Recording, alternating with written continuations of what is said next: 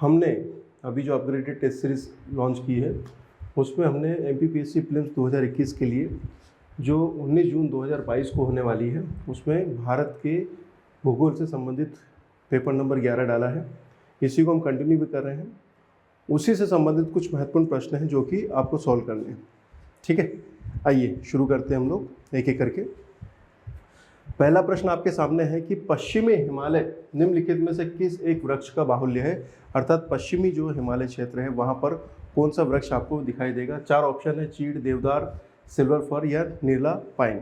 अगर आप ध्यान दीजिएगा बच्चों, हिमालय रीजन में अगर आप जाएंगे तो आपको वहाँ पर पश्चिमी हिमालय जो वेस्टर्न हिमालय क्षेत्र है वहाँ पर आपको देवदार के वृक्ष स्पष्ट रूप से दिखाई देंगे।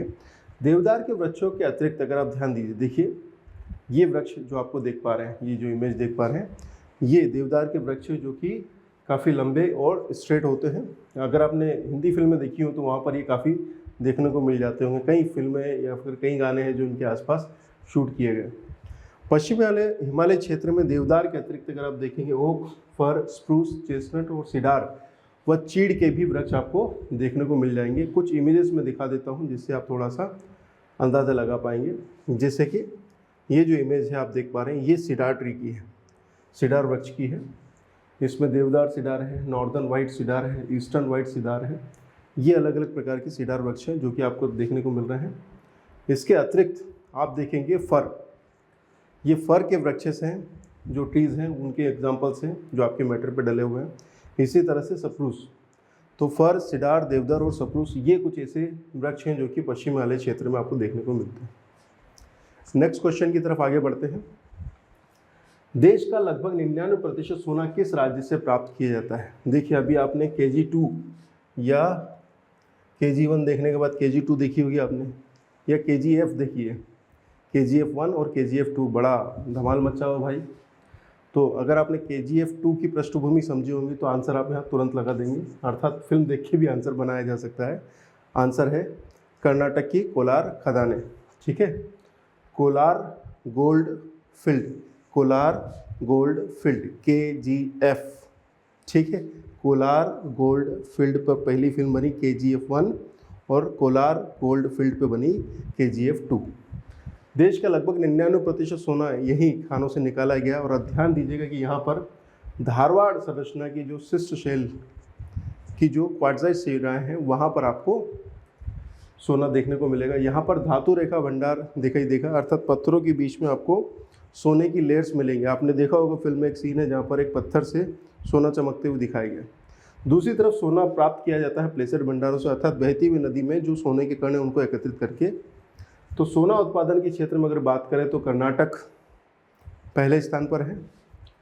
ठीक, और यहाँ पर भी कोलार जिले में जो चैंपियन एंड ओरेगन रीफ है वो, उसके बाद हट्टी क्षेत्र रायचूर डिस्ट्रिक्ट में ओकले रीफ में है। आंध्र प्रदेश में अगर आप जाएंगे तो अनंतपुर जिले में रामगिरी स्वर्ण क्षेत्र देखने को मिलेगा। इसके अलावा अगर आप देखेंगे तो स्वर्ण रेखा नदी झारखंड, सोन नदी, सिंधु नदी, ठीक, यहाँ पर आपकी प्लेसर गोल्ड आपको देखने को मिलेगा। यहाँ की बालू में आपको सोना दिखाई देगा। ठीक है बच्चों, यहाँ तक। अब थोड़ा सा आगे बढ़ते हैं, क्वेश्चन नंबर 23 पे चर्चा करते हैं। भारत में किस क्षेत्र में जल का सर्वाधिक उपयोग किया जाता है। देखिए वाटर का यूजेस के संदर्भ में जो एरियाज़ हैं वो आपके सामने हैं। एग्रीकल्चर सेगमेंट है, डोमेस्टिक है, माइनिंग है और इंडस्ट्रियल है। तो आप सभी जानते हैं कि हमारे देश में जल का सर्वाधिक मात्रा में प्रयोग है वो एग्रीकल्चर सेगमेंट में किया जा रहा है। ध्यान दीजिएगा, अगर यही इलेक्ट्रिसिटी के बारे में प्रश्न पूछा जाता है कि विद्युत का सबसे ज़्यादा उपयोग कहाँ कर रहे हैं तो वह औद्योगिक क्षेत्र होता है, परंतु जहाँ तक जल की या पानी की बात है तो वो कृषि क्षेत्र के रूप में होना चाहिए। ठीक है, ये देखिए आप, हमारे देश का जो मीठा पानी है, मीठा जल है, उसका लगभग 80% एग्रीकल्चर में प्रयोग हो रहा है। इसके बाद में इंडस्ट्रीज़ में आएंगे, फिर डोमेस्टिक यूजेस में आएंगे आप। ठीक है, ये एरिया काफ़ी बड़ा हुआ है। चलिए क्वेश्चन नंबर 24 पे चर्चा करते हैं बच्चों। चार ऑप्शन है आपके सामने। कौन सी ऐसा प्रोजेक्ट है जो कि चंबल घाटी से संबंधित नहीं है। चंबल घाटी प्रोजेक्ट नहीं है। गांधी सागर, जवाहर सागर, गोविंद सागर, गोविंद वल्लभ पंत सागर, ये चार नाम है आपके सामने। अगर आप देखेंगे एक एक करके बात करते हैं, आराम से हम डिटेल पे आ जाते हैं। अगर आप चंबल घाटी प्रोजेक्ट पे जाएंगे तो इस मैप पर अगर आप नज़र दौड़ाएंगे तो आपको थोड़ा सा अंदाज़ा हो जाएगा कि चंबल घाटी प्रोजेक्ट की तरफ जब हम आगे बढ़ते हैं तो दक्षिण से उत्तर की तरफ जब हम आगे बढ़ेंगे तो आपको दिखाई देगा गांधी सागर बांध, उसके ठीक उत्तर में दिखेगा आपको राणा प्रताप सागर बांध, और उसके ऊपर मिलेगा जवाहर सागर बांध जिसको हम कोटा बैराज भी बोलते हैं। तो गांधी सागर, राणा प्रताप सागर और जवाहर सागर जिसको हम कोटा बैराज कह रहे हैं, यह आपको दिखाई देगा। ये तीनों ही प्रोजेक्ट गांधी सागर, राणा प्रताप सागर और महात्मा गांधी सागर बांध, ये जो है ये चंबल घाटी प्रोजेक्ट से जुड़े हुए हैं। इसके बाद में बात करते हैं गोविंद सागर झील की। तो गोविंद सागर झील जो है वो आपको सतलज नदी पर मिलेगी, भाखड़ा नांगल बांध। सतलज नदी का एक फेमस बांध है ये भाखड़ा नांगल डैम, और भाखड़ा नांगल डैम पर ही आपको गोविंद सागर झील मिलेगी। गोविंद वल्लभ पंत सागर नहीं बोल रहा हूँ मैं बता रहा हूँ आपको गोविंद सागर लेक, भाखड़ा डैम जिसको बोलते हैं। इसके बाद अगर हमें जाना है गोविंद वल्लभ पंत सागर बांध की तरफ, उत्तर प्रदेश के सोनभद्र जिले में रिहंद नदी पर मिलेगा। ये प्रश्न पूछा गया है, ध्यान दीजिएगा आप इत्मीनान से। गोविंद वल्लभ पंत सागर उत्तर प्रदेश के सोनभद्र जिले में रिहंद नदी पर, यहाँ आ जाइए आप, ठीक है। ये एरिया आपको पिक करना पड़ेगा और यहाँ पर आपको रिहंद रिजर्वायर देखने को मिलेगा, गोविंद वल्लभ पंत सागर प्रोजेक्ट, ठीक है भाई। नेक्स्ट क्वेश्चन की तरफ बढ़ते हैं। भारत की प्रथम जल विद्युत संयंत्र की स्थापना कहाँ की गई थी? भारत के प्रथम जल विद्युत संयंत्र की स्थापना कहाँ की गई थी? ये प्रश्न है आपके सामने। 4 ऑप्शन है, दार्जिलिंग में, शिव समुद्रम में, मोहरा में या खोपोली में। ये 4 ऑप्शन हैं जो कि पूछे गए हैं आपसे, और आप सभी जानते हैं इस प्रश्न का उत्तर है दार्जिलिंग। देश की पहली जो जल विद्युत परियोजना थी वो दार्जिलिंग में थी। टाइम पीरियड आप देख लीजिए 1897, पश्चिम बंगाल के दार्जिलिंग के निकट सिद्रोपोगा या सिद्राबाग में, सिद्रापोंग या सिद्राबाग, दार्जिलिंग चाय प्रसिद्ध है, ध्यान दीजिएगा। दार्जिलिंग टी भी बहुत फेमस है, पश्चिम बंगाल से कोरिलेट करिएगा। 1897 सिद्रोपोग या सिद्राबाग जो प्रोजेक्ट है वो देखने को मिलेगा आपको, ठीक है। यही हमारे देश की पहली जल विद्युत परियोजना थी। इसके बाद अगर आप दूसरे की बात करेंगे, द्वितीय जल विद्युत परियोजना कौन सी थी, तो वो बताइएगा 1902 में कर्नाटक के शिव समुद्रम में कावेरी नदी पर हमारा दूसरा प्रोजेक्ट आया था जो कि जल विद्युत परियोजना के लिए था, और ये उसकी इमेज है जिसको हम बोलते हैं शिव समुद्रम हाइड्रो इलेक्ट्रिसिटी पावर स्टेशन, ठीक है। शिव समुद्रम में दूसरा है 1902 में। चलिए आराम से इत्मीनान से करिए। अब हमें देखना है कौन सुमेलित नहीं है। बांध दे रखे हैं और नदियाँ दे रखी है, जैसे कि सरदार सरोवर बांध क्या नर्मदा नदी पर है? बिल्कुल। तलैया बांध, गांधी सागर बांध और नागार्जुन सागर बांध। सरदार सरोवर बांध जो है वो नर्मदा नदी पर है, गांधी सागर जो बांध है वो चंबल नदी पर है, नागार्जुन सागर बांध जो है वो कृष्णा नदी पर है। पर अगर आप तलैया बांध की तरफ जाएंगे, एक एक करके बात कर लेते हैं। सरदार सरोवर प्रोजेक्ट यह बांध आपको नर्मदा नदी पर मिल रहा है। तलैया जो बांध है वो झारखंड राज्य के कोडरमा जिले में बाराकर नदी पर आपको दिखाई देगा। यहाँ पर ये इमेजेस आपके टेस्ट पेपर में डली हुई है, ठीक है। तो तलैया बांध मैं बता चुका हूँ बाराकर नदी पर। इसके बाद में गांधी सागर प्रोजेक्ट, अभी थोड़ी देर पहले मैंने बताया था आपको, गांधी सागर बांध जो है वह आपको नर्मदा नहीं चंबल नदी पर मिलेगा, ठीक है। नागार्जुन सागर बांध कृष्णा नदी पर देखने को मिलेगा। नागार्जुन सागर प्रोजेक्ट आंध्र प्रदेश और तेलंगाना राज्य में है अभी एक, पहले ये आंध्र प्रदेश में था, परंतु अभी अगर आप इसकी लोकेशन देखेंगे तो ये कृष्णा नदी पर आंध्र प्रदेश और तेलंगाना राज्य दोनों को मिलाकर इसको काउंट करिएगा। फिर से बता रहा हूँ अपडेशन आपको, नागार्जुन सागर बांध प्रोजेक्ट जो पहले आंध्र प्रदेश में काउंट था, अधिकांश किताबें आपकी आंध्र प्रदेश बता रही हैं, पर ध्यान दीजिएगा यह अब तेलंगाना तथा आंध्र प्रदेश का जॉइंट प्रोजेक्ट है। नागार्जुन सागर ये देखिए यहाँ पे तेलंगाना और आंध्र प्रदेश का ये जॉइंट प्रोजेक्ट आपको दिखाई देगा। अगला प्रश्न, नेक्स्ट क्वेश्चन आपके सामने है। भारतवर्ष में प्रथम कृषि विश्वविद्यालय की स्थापना, हाँ जी, प्रश्न आपके सामने है। भारतवर्ष में प्रथम कृषि विश्वविद्यालय की स्थापना कब हुई थी? भारत का पहला एग्रीकल्चर यूनिवर्सिटी 1955, 1960, 1965 और 1977। ये 4 प्रश्न हैं जो कि आपके सामने हैं, और इसमें 4 ऑप्शंस में आप देखेंगे 1960 में देश का पहला एग्रीकल्चर विश्वविद्यालय उत्तराखंड के पंतनगर में, अगर आप कहेंगे इसको गोविंद वल्लभ पंत कृषि एवं प्रौद्योगिकी विश्वविद्यालय पंतनगर, जहाँ देखेंगे आप उत्तर प्रदेश। तारीख है 17 नवंबर 1960। ठीक है, ICAR। ठीक, चलिए नेक्स्ट क्वेश्चन। भारत में विश्व का कितना प्रतिशत अभ्रक प्रतिवर्ष उत्पादित किया जाता है? क्या आप जानते हैं कि भारत विश्व का सबसे बड़ा अभ्रक उत्पादक देश है? ठीक है, तो मेरा प्रश्न बहुत सिंपल है कि विश्व में कितना प्रतिशत अभ्रक जो है वो भारत में उत्पादित किया जा रहा है? 4 ऑप्शन दिए, 60, 70, 80, 90। बहुत कॉम्प्लिकेटेड करने की कोशिश नहीं की है, बल्कि सीधा सीधा आंसर करने का प्रयास है। हाँ जी, बिल्कुल सही बात है, ये है 60% जी। 60% विश्व का लगभग 60% अभ्रक हम लोग उत्पादित कर रहे हैं। अभ्रक अगर आपको देखना है तो आपको आग्नेय तथा कायांतरित चट्टानों की तरफ बढ़ना पड़ेगा। अभ्रक के 3 प्रकार हैं, जिसमें पहला है रूबी अभ्रक, जिसको हम सफ़ेद अभ्रक बोलते हैं। दूसरा है मस्कोवाइट अभ्रक, जिसको हम हल्का गुलाबी अभ्रक बोलते हैं। और इसके अलावा बायोटाइट अभ्रक है, जो काला या गहरे रंग का अभ्रक होता है। चलिए रबी और खरीफ की फसलों पर चर्चा कर लेते हैं। ये प्रश्न घूम घूम के हर दूसरे तीसरे साल रिपीट होता रहता है। रबी और खरीफ की फसलों के आधार पर बेमेल बताइए। अर्थात इसमें से कुछ फसलें ऐसी हैं जो कि रबी की है और कुछ फसलें ऐसी हैं जो कि खरीफ की है। आपको ऑड वन ढूंढना है कि कौन सा अलग है। धान, ज्वार, मक्का, गेहूं अलग। इस तरह के प्रश्न रीजनिंग में भी पूछ लिए जाते हैं कभी कभी, है ना। तो ये प्रश्न जीएस का कम, रीजनिंग का ज़्यादा है। ठीक है, अधिकांश बच्चे सही आंसर कर रहे हैं। हलवा है ये। धान, ज्वार, मक्का एक साथ आपको दिखाई देंगे खरीफ की फसलों में, और जो गेहूं है वो रबी की फसल है। ठीक, गेहूं। खरीफ की फसलें और रबी की फसलें। खरीफ की फसलें के बारे में बेसिक जानकारी ये है कि भैया ये जून जुलाई के साथ बोई जाती है, सितंबर अक्टूबर में काट ली जाती है। ठीक है, और वहीं जो रबी की फसलें वो सितंबर अक्टूबर या अक्टूबर नवंबर में बोई जाती है और मार्च अप्रैल में काटी जाती है। खरीफ की फसलों में जो मुख्य फसलें हैं उसमें ध्यान दीजिएगा। ये मैटर डाला हुआ है आपके ऐप पर। चावल, मक्का, कपास, मूंगफली, ज्वार और बाजरा, ये वो मुख्य फसलें हैं जो कि खरीफ की फसलों के रूप में हैं। इसके अलावा गेहूं, मटर, चना, तिलहन, जौ और भी कई फसलें हैं जो कि रबी की फसलों में। मूल मुद्दा यही है कि जहां आपको ठंड लगे और सूर्य की आवश्यकता हो वो रबी की फसलें हैं। ठीक है, ऐसे याद कर सकते हैं। बाकी बरसात की सीज़न में आप खरीफ की फसलें देख सकते हैं। खरीफ में आप देखेंगे पेडी है, मक्का है, बाजरा है, ज्वार है। हालांकि मक्का के बारे में, मेज़ के बारे में आप ये जान लीजिए कि ये वर्ष भर उगाई जा सकने वाली फसल है। इधर रबी की फसलों में अगर आप बात करें तो गेहूँ है ना, इसके अलावा बाले, मटर है, अपना ग्रेम है, चना वगैरह है, ये सब इसमें शामिल हो जाते हैं।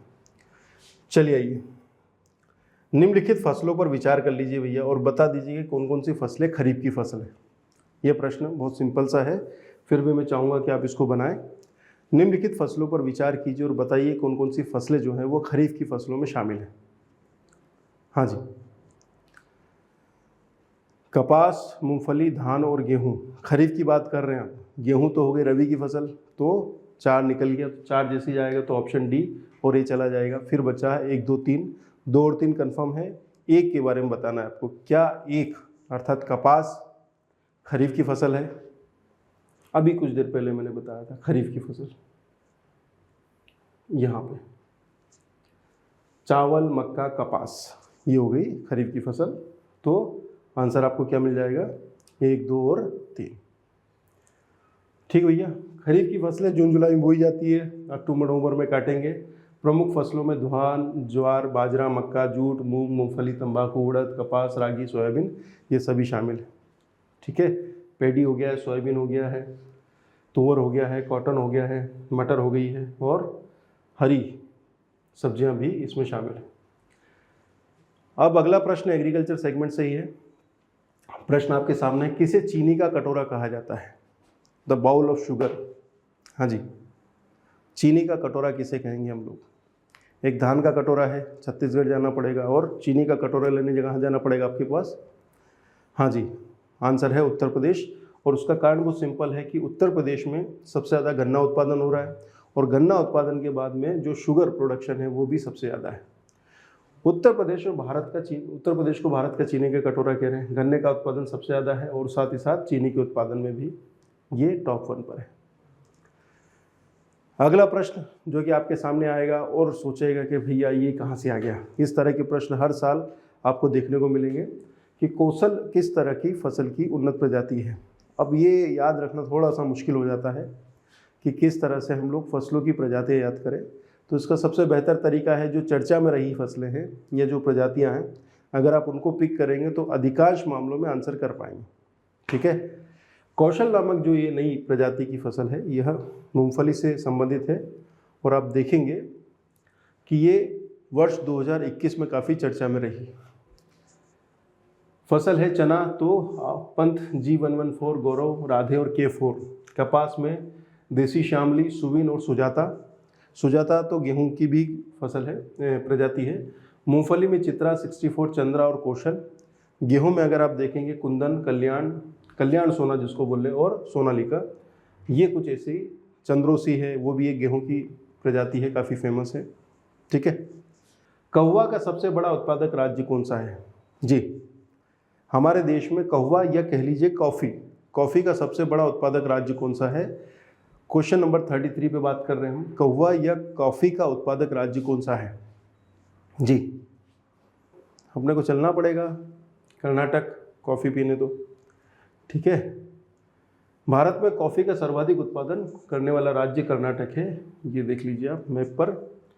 तो कर्नाटक के बाद में दूसरा जो नंबर है वो है केरला का, और उसके बाद में है तमिलनाडु। एक्चुअली गलती आपकी नहीं है, जो डेटा अपडेट नहीं हुआ है तो उसमें वहाँ पर केरल दिखाया जा रहा है।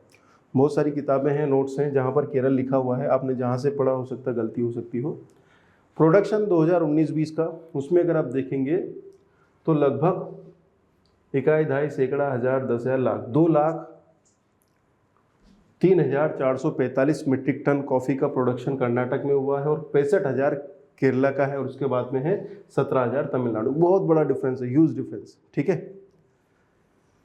तो आंसर मिलेगा आपको केरला। और देश के कॉफ़ी का लगभग 70% से ज़्यादा उत्पादन यहीं पर किया जा रहा है, जो 2020 और 21 के जो आंकड़े वो हमें बता रहे हैं। दूसरे स्थान पर केरल है और तृतीय स्थान पर है तमिलनाडु। ये डेटा काफ़ी महत्वपूर्ण है, ध्यान दीजिएगा। चलिए, भारत का सर्वाधिक खाद्यान्न उत्पादक राज्य फूड ग्रेन्स के प्रोडक्शन में, total production of food grains, अगर आपको कोई राज्य टिक करना हो तो कहाँ करेंगे? प्रश्न यही है आपके सामने। 4 ऑप्शन है, पंजाब, हरियाणा, महाराष्ट्र, उत्तर प्रदेश। कहाँ जाएंगे? टोटल फूड प्रोडक्शन पे जाना पड़ेगा, फूड ग्रेन प्रोडक्शन पे, तो वो उत्तर प्रदेश ही है और ये लगभग 3 सालों से है, इसमें कुछ कन्फ्यूजन नहीं होना चाहिए आपको।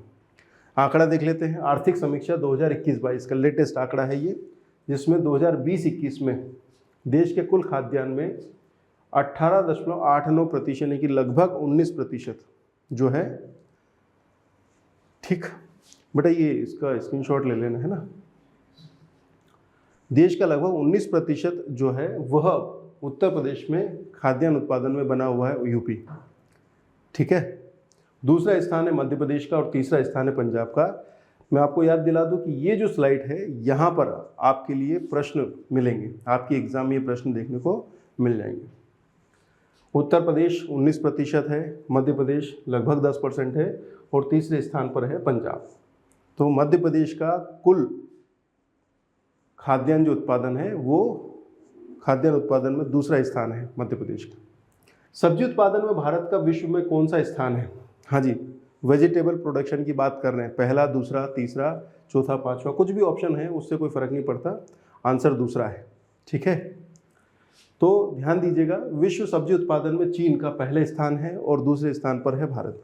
देखिए, मैं आपको एक ट्रिक बता रहा हूँ, जब जब कोई चीज़ प्रोडक्शन में पूछे जो एकदम स्पेसिफाइड नहीं है भारत के लिए, तो वहाँ पर वो सेकंड पोजीशन पे है, सेकंड या थर्ड भारत के लिए। और जब जब भारत सेकंड पे है तो औसतन मामले में चीन पहले स्थान पर है। ठीक है, ये एक ऐसी ट्रिक है जो आपके एग्जाम में काम आ सकती है, मैं आपको बता रहा हूँ। किसी ऐसी चीज़ पे जब इंटरनेशनल लेवल पे फर्स्ट सेकंड रैंक पूछे प्रोडक्शन में, जैसे कि उद्योग में हो या फिर मतलब एग्रीकल्चर प्रोडक्शन वगैरह, प्राइमरी सेक्टर जो प्रोडक्शन है वहाँ पर खासकर, तो वहाँ अगर भारत दूसरे स्थान पर तो पहले स्थान पर औसतन चीन पहले मिलेगा। ठीक है, तो विश्व सब्जी उत्पादन में भारत जो है वो दूसरे स्थान पर है। और उसका कारण ये है कि हमारे पास अलग अलग प्रकार की जलवायु है, साल भर पानी की अवेलेबिलिटी है। जैसे कि हमारी जो उत्तर भारतीय नदियां हैं, हिमालय नदी तंत्र है, वह वर्ष भर पानी उपलब्ध कराता है। दूसरा जो प्रायद्वीपीय नदी तंत्र है, वहाँ पर जलवायु आपको डिफरेंट मिलेगी। हमारे यहाँ पर हिमाचल, उत्तराखंड, कश्मीर जो रीजन है, लद्दाख क्षेत्र है, वहाँ पर शीत प्रदेश अवेलेबल है। दूसरी तरफ हमारे पास थार का रेगिस्तान है।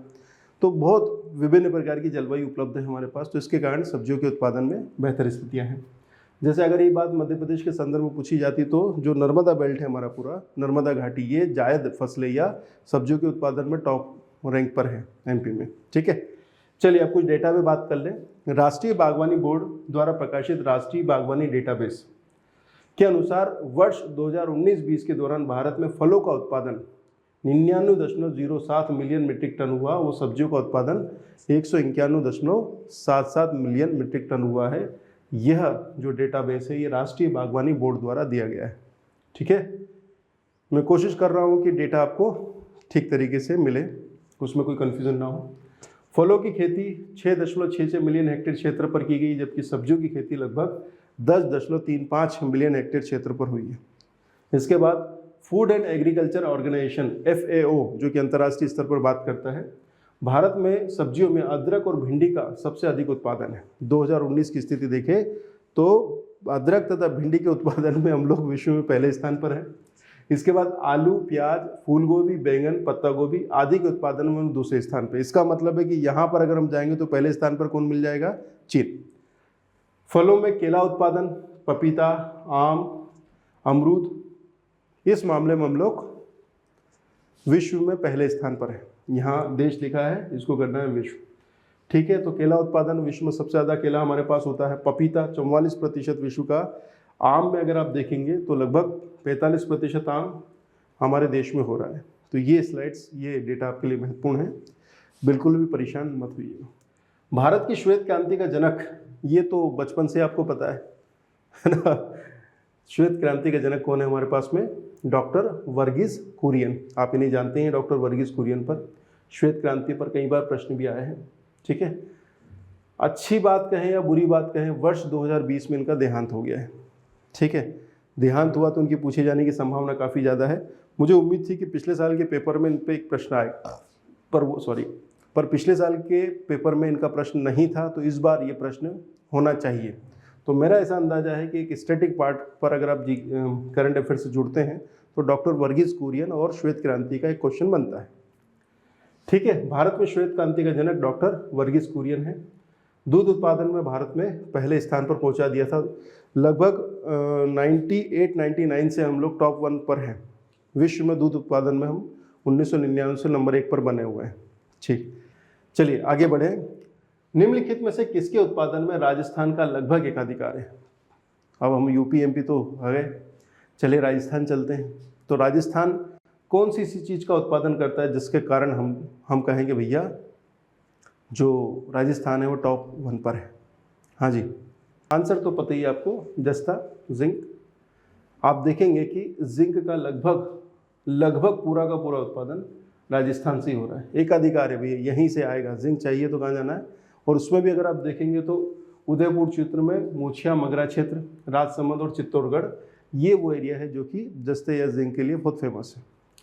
जिंक का उपयोग भी पूछा गया है, तो वो गैल्वेनाइजेशन में हो जाएगा उपयोग आपका, टायर और शुष्क बैटरी उद्योग में भी किया जाता है। तो सबसे ज़्यादा जो प्रयोग है जिंक का वो गैल्वेनाइजेशन की प्रोसेस में है। ये एक चार्ट है जिसके माध्यम से आप इसके उपयोग को देख सकते हैं। नेक्स्ट क्वेश्चन जो कि आपके सामने है जी, किस शेल समूह में भारत का 90% कोयला पाया जाता है? अगर आपको कोयला ढूंढना है तो आपको किस तरह की चट्टानों में जाना पड़ेगा? विंध्य क्रम की चट्टानों में जाना पड़ेगा, धारवाड़ क्रम की, टर्शरी क्रम की और गोंडवाना क्रम की? आंसर आपको रटा होना चाहिए। ये प्रश्न कई बार पूछा गया है, पूछे जाने की संभावना से युक्त है। आंसर आपका सामने है, आंसर है डी, गोंडवाना क्रम की चट्टानें। ठीक है, गोंडवाना क्रम की चट्टानों में सबसे ज़्यादा कोयला आपको देखने को मिलेगा। देश के कोयला क्षेत्र में अधिकांश जो है वो गोंडवाना क्षेत्र में है और 90% से अधिक कोयला यहीं पर मिलेगा आपको। गोंडवाना क्षेत्र की जो चट्टानें अगर आपको देखनी है तो आपको जाना पड़ेगा यहाँ पर छोटा नागपुर पठार का जो बेल्ट है, ये बेल्ट काफ़ी बड़ा हुआ है ना। तो बिहार, झारखंड, उड़ीसा, छत्तीसगढ़, मध्य प्रदेश का थोड़ा सा भाग और इधर आंध्र प्रदेश का एक भाग, ये पूरा का पूरा जो एरिया है ये गोंडवाना क्रम की चट्टानों से भरा हुआ है। उसके बाद में एक जो कोयला क्षेत्र है वो पूर्वोत्तर मिलेगा, और एंथ्रेसाइट किस्म का कोयला, ध्यान दीजिएगा, एंथ्रेसाइट जो कि सबसे बेहतर क्वालिटी का कोयला है वो आपको मिलेगा जम्मू एंड कश्मीर में। अब तो खैर कश्मीर हो गया है और केंद्र शासित प्रदेश जम्मू एंड कश्मीर है ना, ये कह लीजिए। तो कोयला क्षेत्र के बारे में आप ध्यान दीजिएगा।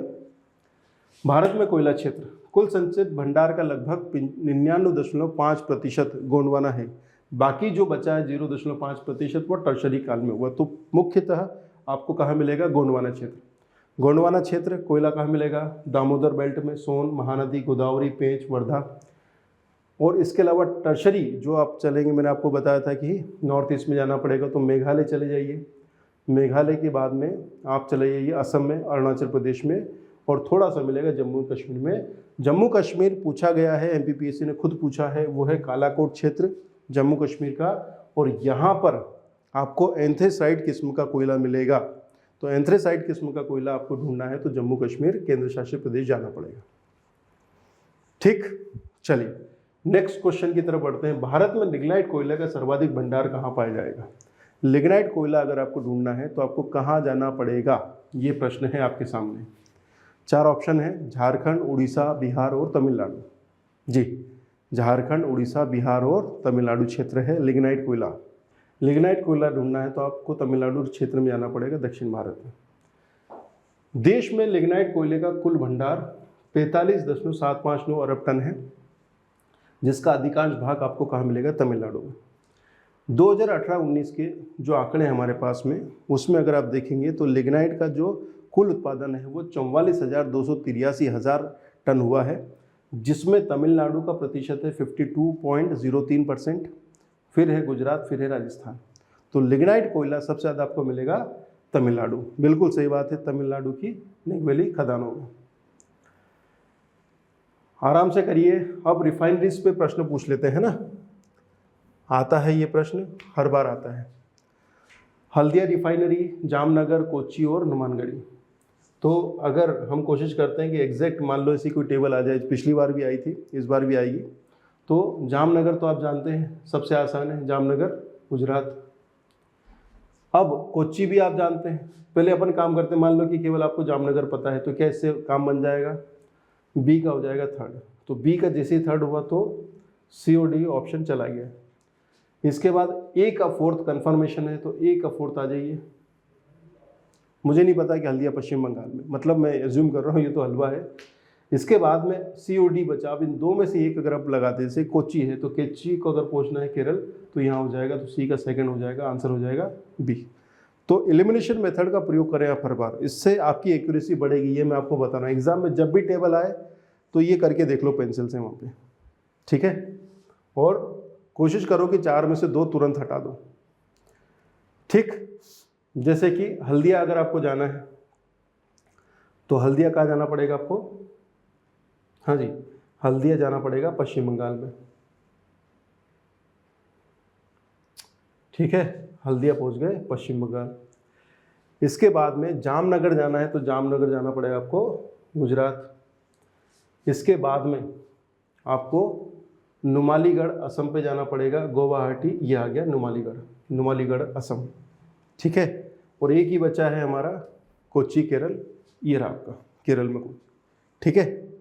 नुमालीगढ़ थोड़ा मुश्किल था, बिल्कुल सही बात है, परंतु ऐसा होगा बेटा, कभी भी आप पूरा नहीं रट पाओगे। आपको क्या करना है, 4 में से 1 या 2 भी बन जाए, 2 भी बन जाए, काम हो जाएगा अपना, ठीक है। अगला प्रश्न, देश में नलकूपों की सर्वाधिक संख्या किस राज्य में है? सर्वाधिक नलकूप, नलकूप को आप कॉम्प्लिकेटेड है समझना तो होल समझ लीजिए, बोरिंग समझ लीजिए, है ना, ज़्यादा आसान हो जाएगा आप लोगों के लिए। चलिए, देश में नलकूपों की सर्वाधिक संख्या, हाँ जी, कुछ बच्चे एकदम सही बता रहे हैं, आंसर है उत्तर प्रदेश। एमपी की एग्ज़ाम देने जाते हैं तो सबसे पहले एमपी लगाते हैं, ऐसा है नहीं, ठीक है। तो भारत में सर्वाधिक नलकूप आपको कहाँ मिलेंगे? उत्तर प्रदेश में। देश का लगभग 50% यहाँ है। और उसका कारण भी मैं बता दूँ, आपने अगर देखा हो कि गंगा यमुना दोआब क्षेत्र में, खासकर उत्तर प्रदेश में, जो पूर्वी उत्तर प्रदेश बेल्ट है, आप हर घर में चापाकल देखेंगे। वहाँ हैंडपम्प नहीं होता, वो चापाकल होता है। 20-25 फीट पे पानी मिल जाता है। तो जहाँ भी है वहाँ आपको अच्छा भूमिगत जल स्तर मिल रहा है, काम हो रहा है। ठीक, केरल की बहुतायत से मिलता है। केरल में बहुतायत में क्या मिलेगा ये बता दो। ये की जगह में होना चाहिए। केरल में बहुतायत से क्या मिलता है? हाँ जी, क्या मिलेगा? टीन, मैग्नीज, अभ्रक, मोनाजाइट। हाँ ना, इसको ठीक करते हैं हम। ये है मोनाजाइट, ये एक आणविक खनिज है। हाँ जी, पकड़ लिया आप लोग, है ना। हाँ जी, मोनाजाइट क्या है? एक आणविक खनिज है जो कि केरल के तट पर जो बालू है उसमें देखने को मिलता है। और मोनाजाइट काफ़ी महत्वपूर्ण है, ठीक है, क्योंकि ये एक प्रकार का रेयर अर्थ एलिमेंट है, अर्थात एक आणविक खनिज है, और इससे हमें थोरियम प्राप्त होता है। ठीक है, मोनाजाइट थोरियम प्राप्त करने का एक आसान रास्ता है ये। ठीक है, मोनाजाइट से हमें थोरियम, लेंथिनम और सीरेनियम तत्वों की उपलब्धि होती है। ठीक है, और कुछ मात्रा में यूरेनियम। हालांकि यूरेनियम ढूंढना है तो आपको जादूगोड़ा जाना पड़ेगा। कुछ रिपोर्ट्स बता रही है कि मध्य प्रदेश का जो बालाघाट क्षेत्र है वहाँ पर भी यूरेनियम की उपलब्धता है। मोनाजाइट जो बालू है वो केरल के तट पर आपको समुद्री तट पर मिल जाएगी। मोनाजाइट के मामले में केरल के अलावा, भारत के अलावा, मेडागास्कर और दक्षिण अफ्रीका ये क्षेत्र है। ध्यान दीजिएगा कि मोनाजाइट बालू या मोनाजाइट जो रेयर अर्थ एलिमेंट है उसके उत्पादन में विश्व में भारत का पहला स्थान है। ठीक है, नेक्स्ट क्वेश्चन, किस राज्य में सौर ऊर्जा के विकास की सर्वाधिक संभावना है, क्षमता है? कि भैया सौर ऊर्जा की बात कर रहे हैं, पवन ऊर्जा की बात नहीं कर रहे हैं, तो आपको थोड़ा सा जलवायु के बारे में ध्यान रखना है, फिर आंसर करना है। अगर आप इतना कर लेंगे तो आंसर करना आसान हो जाएगा। ठीक, क्वेश्चन नंबर 43 का आंसर है डी, बिल्कुल। राजस्थान में चिलचिलाती धूप मिलेगी, हर घर के ऊपर सोलर पैनल लगा दो। मैं तो कह रहा हूँ कि हर गाड़ी के ऊपर या ऊँट के ऊपर भी लगा दो, दिन भर इतनी सारी बैटरियाँ चार्ज हो जाएगी, कहने का मतलब नहीं।